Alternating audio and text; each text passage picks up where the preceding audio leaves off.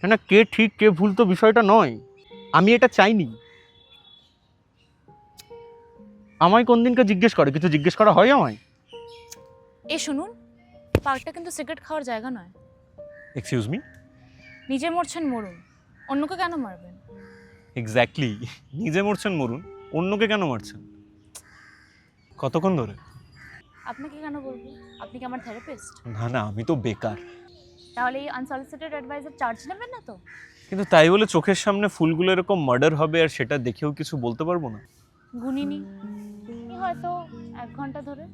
By the way, বেকার কেন? Engineering পড়েছিলাম, বাবা বললো জব করতে, বস বললো ওভারটাইম করতে, এক্সেল শিট খুলে ওভারটাইমও করেছি। কিন্তু তারপর দিনের শেষে বাড়িতে গিয়ে যখন নিজেকে প্রশ্ন করতাম যে সারাদিনে কি করলাম বা কি করছি, কেন জানি না কোনো উত্তর পায় না। তাই হয়তো আমি বেকার। তাহলে জবটা ছেড়ে দিচ্ছেন না কেন? কাউকে ছেড়ে দেওয়া যে কতটা কঠিন সেটা আপনার থেকে বেটার আর কে বুঝবে। আমার কথা কোথা থেকে আসছে? যতক্ষণ এই ফুলের মার্ডারটা চলবে আপনার কথা তো আসতেই থাকবে। হঠাৎ সে আমায় একদিন বলল আমি নাকি খুব ইম্প্র্যাকটিক্যাল, খুব এক্সপেক্ট করি, রিয়েল ওয়ার্ল্ড নাকি বুঝতেই চাই না। আর আপনি সব বিশ্বাস করে নিলেন? আপনি কতটা চেনেন আমায়? আমি চিনি না, কিন্তু যে চেনে বলে ক্লেম করছেন সে যদি ঠিক চিনতো আপনি নিশ্চয়ই পার্কে বসে গোলাপগুলোর ওপর নিজের অভিমানটা ডাম্প করতেন না 1 ঘন্টা ধরে। আচ্ছা, ইঞ্জিনিয়ার তো হতে চাননি, তাহলে আপনার স্বপ্নটা কি ছিল? কলেজ লাইফে লেখালেখি শুরু করেছিলাম, বাবা বললো লেখালেখি দিয়ে নাকি পেট ভরে না। ভেবেছিলাম প্রমাণ করে দেখিয়ে দেবো বাবাকে, আর সেই প্রমাণের লড়াইটা লড়তে লড়তে এতটা ক্লান্ত হয়ে গেছি যে লেখালেখির ওই ডায়েরিটা কোথায় আছে সেটাই জানি না।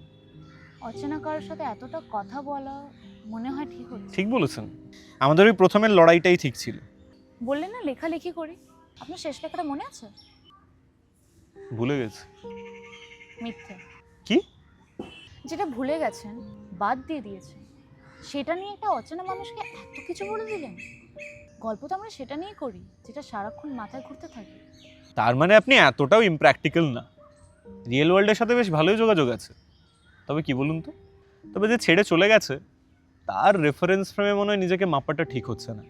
অ্যান্ড ফুলগুলো কিন্তু কিছু করেনি। বাট তাও একটা কাজ করুন, আজ বাড়ি গিয়ে ডায়েরিটা খুঁজেই ফেলুন, আর শুধু না লিখে একটু ইনস্টাগ্রাম ফেসবুকে পোস্ট করুন। কে জানে কালকে আপনি একটা মস্ত বড় কন্টেন্ট ক্রিয়েটর হয়ে গেলেন। কিন্তু আপনাকে শোনাবো কিভাবে? আমি ঠিক শুনে নেব।